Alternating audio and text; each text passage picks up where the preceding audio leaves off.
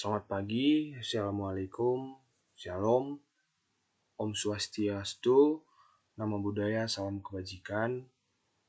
Yang saya hormati Ibu Marciela sebagai dosen pembimbing saya dan teman-teman sekalian. Di sini saya akan mempresentasikan tugas saya, yaitu tugas EKP. Sebelumnya, perkenalkan, nama saya Joy Feriando Sinaga dari Destinasi Pariwisata dengan NIM 20480473. Di sini ada pun judul presentasi saya, yaitu Tren Pariwisata menurut OECD, yaitu dari negara yang pertama dari negara Prancis, kemudian Maroko, dan Spanyol. Nah, yang pertama kita akan membahas negara Prancis. Pariwisata dalam perekonomian. Pariwisata memainkan peran utama dalam perekonomian Prancis. Sektor pariwisata tradisional seperti akomodasi dan jasa makanan. Pariwisata juga sebagai mesin pertumbuhan ekonomi di sektor lainnya. Kemudian perekonomian, kedatangan wisatawan, bisa dilihat di sini kedatangan wisatawan 2017 dan kedatangan wisatawan 2018. Jadi kedatangan wisatawan di tahun 2017 adalah sekitar 22,2%. Kemudian di 2018 sekitar 30,0%.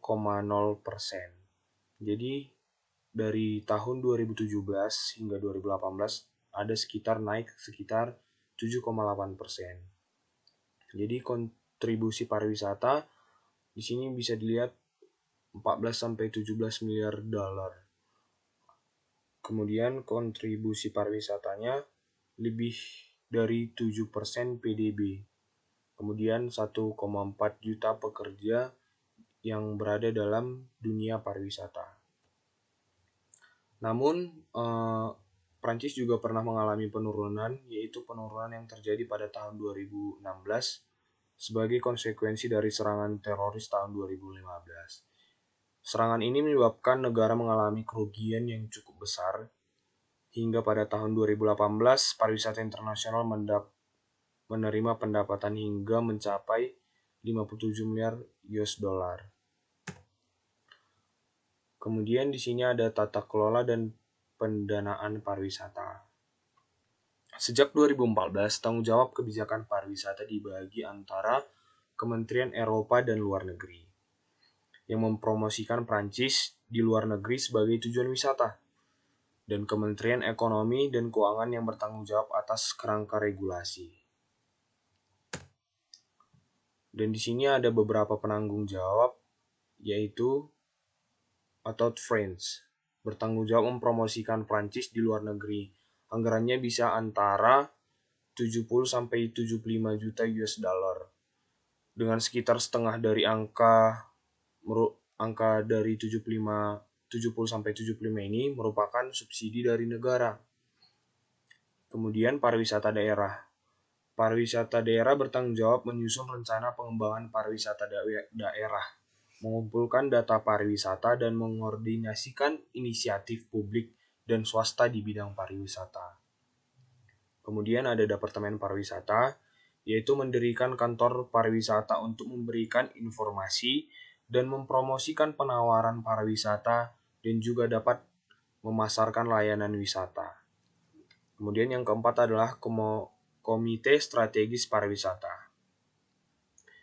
Ini bertanggung jawab untuk meningkatkan koordinasi pariwisata untuk kolaborasi konstruktif tentang kebijakan publik atau seperti mobilitas karyawan di sektor pariwisata. Jadi kesimpulannya adalah pariwisata diuntungkan secara tidak langsung dari pengeluaran negara sekitar 70-75 US dollar di bidang kebijakan lainnya termasuk budaya dan warisan, infrastruktur, transportasi, dan peningkatan lingkungan. Perkiraan total sumber daya keuangan yang didapatkan dari pariwisata berjumlah sekitar 5 miliar US dollar. Jadi bisa dilihat keuntungannya sangat berlipat ganda dari hasil pariwisata. Kemudian, kebijakan dan program pariwisata. Pola arus turis yang meningkat merupakan tantangan utama dalam keberlanjutan pariwisata dan penerimaan publiknya. Sebagian besar perjalanan wisata internasional terkonsentrasi di 3 wilayah Prancis, yaitu Paris yang lebih besar, kemudian French Riviera, dan Resort Sky di pegunungan Alpen. Nah, di sini ada 6 bidang utama, yaitu yang pertama sambutan dan keamanan. Sambutan dan keamanan peningkatan standar layanan secara khusus. Kemudian, yang kedua penyebaran, yaitu menyampaikan tawaran wisata lokal. Kemudian yang ketiga investasi, mempromosikan konektivitas yang lebih baik. Kemudian yang keempat pelatihan dan pekerjaan, yaitu meningkatkan kualitas sumber daya manusia untuk mengurangi pengangguran. Dan yang kelima adalah digitalisasi dan informasi, untuk meningkatkan daya saing global industri pariwisata. Kemudian yang keenam, akses yang luas. Di sini mewakili sebuah sosial tujuan dan cara untuk meningkatkan daya saing destinasi wisata. Selanjutnya kita masuk ke negara Maroko. Pariwisata dalam perekonomian. Pada tahun 2018, PDB yang dihasilkan pariwisata tumbuh sebesar 6,2%, menjadi MAD 76,9 miliar, dibandingkan dengan MAD 7,24 miliar pada tahun 2017.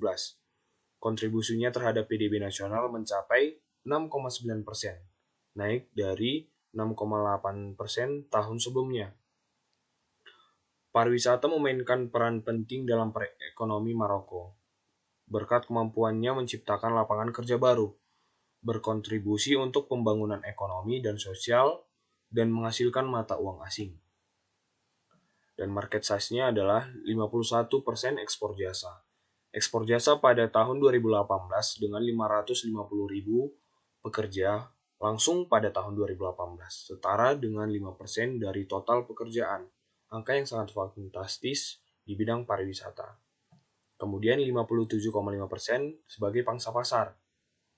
Pada tahun 2018, negara ini mencatat 12,3 juta kedatangan internasional, seperti dari negara Prancis, Spanyol, dan Jerman, tetapi menjadi negara 3 pasar sumber teratas yang terdiri dari 57,5% pangsa pasar.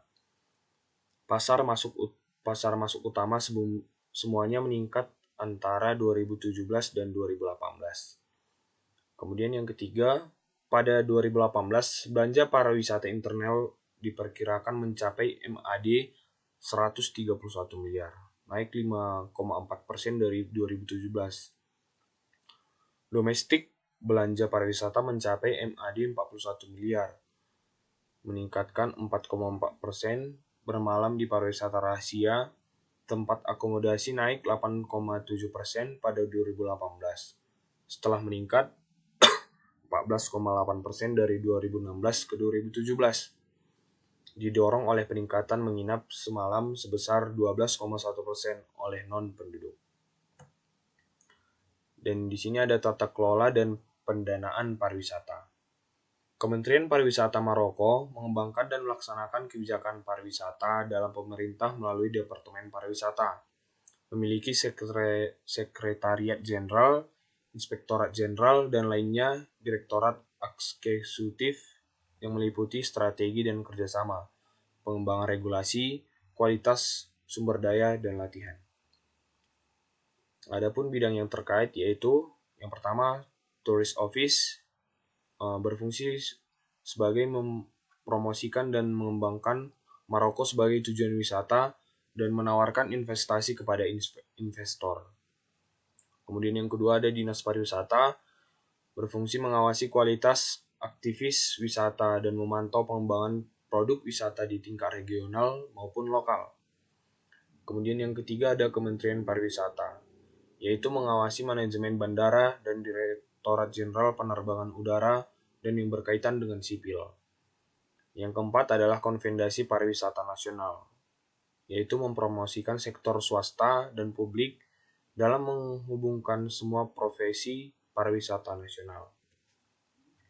Adapun anggaran Kementerian Pariwisata, yaitu anggaran Kementerian Pariwisata berasal dari anggaran pusat dengan total 867 pada 2019 dan telah meningkat 41% dibanding tahun 2018. Ini dibagi antara entitas di bawah tanggung jawab Kementerian, administrasi pusat, delegasi regional, dan provinsi sebesar 39%, kantor pariwisata nasional sebesar 35%, untuk teknik pariwisata masyarakat sekitar 19%, dan sekolah pelatihan sekitar 7%. Kemudian, kebijakan dalam dan program pariwisata. Visi 2020 adalah sebuah strategi fokus pada pariwisata daerah, kualitas dan pembangunan berkelanjutan. Komitmen untuk membuat pariwisata sebagai pendorong pembangunan ekonomi, sosial, dan budaya di Maroko. Industri pariwisata menghadapi tantangan ekonomi, makro, dan politik baru yang mempengaruhi keduanya, daya beli pasar masuk ke Maroko, dan potensi investasi para pelaku industri. Berikut tren yang telah diidentifikasi sebagai faktor penting untuk pariwisata Maroko. Yaitu, yang pertama melanjutkan percepatan revolusi digital dan saluran baru promosi dan distribusi. Yang kedua, meningkatkan perjalanan individu dan mandiri yang dikemungkinkan oleh penawaran berbiaya rendah. Dan yang ketiga adalah pola baru perilaku pelanggan di seluruh rantai pariwisata. Masuk ke negara Spanyol. Adapun kebijakan dan program pariwisata. Pariwisata adalah salah satu pilar ekonomi Spanyol dan perkembangan sosial yang sangat luar biasa. Pada tahun 2017 menyumbang 11,8% dari PDB dan pada 2018 menopang 13,5% lapangan kerja atau 2,6 juta pekerjaan langsung. Pariwisata terus berkontribusi secara substansial untuk mengimbangi perdagangan defisit negara dengan penerimaan pariwisata sebesar 62,5 miliar US dollar pada tahun 2018. Pertumbuhan 3,6% dibandingkan dengan 2017. Market trends-nya adalah pariwisata domestik Spanyol juga sangat signifikan. Pada 2018, Spanyol mencatat total 425,4 juta domestik perjalanan, di mana 139 juta dalam semalam dan 285,5 juta adalah pengunjung harian. Tata kelola dan pendanaan pariwisata. Tanggung jawab nasional untuk pariwisata terletak pada Kementerian Perindustrian, Perdagangan, dan Pariwisata sejak 2018, setelah sebelumnya berada di bawah payung Kementerian Energi, Pariwisata, dan Agenda Digital. Sekretariat Negara mengordinasikan 3 bagian organisasi di tingkat nasional. Adalah Turespana, yaitu bertanggung jawab untuk melaksanakan pemasaran dan promosi pariwisata internasional Spanyol. Ini memanfaatkan jaringan internasional 33 dinas pariwisata yang mendukung pelaksanaan rencanaan pemasaran yang telah disepakati. Yang kedua, Paredeso de Turismo, yaitu menjalankan jaringan hotel milik negara dengan sebagian besar hotel bangunan yang berlokasi di situs bersejarah, taman nasional, atau kawasan lindung. Sekarang ada 97% perusahaan yang mempekerjakan lebih dari 4.000 orang. Yang ketiga adalah Segitur, yang bertanggung jawab untuk perkembangan teknologi baru dalam industri pariwisata Spanyol di sektor publik dan swasta untuk meneliti dan mengelola teknologi, pengetahuan, dan inovasi untuk meningkatkan daya saing, kualitas, dan berkelanjutan ke semua aspek pariwisata. Kemudian ada pun kebijakan dan program pariwisata. Kebijakan pariwisata di Spanyol menggerakkan model pariwisata Spanyol menuju prinsip-prinsip berkelanjutan, inovasi, dan pengetahuan.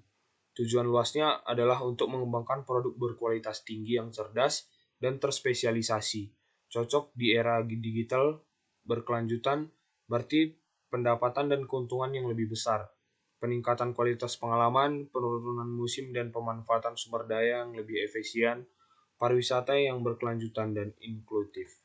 Sekian video presentasi dari saya. Jika ada penulisan dan pengucapan kata yang salah, mohon maaf. Terima kasih.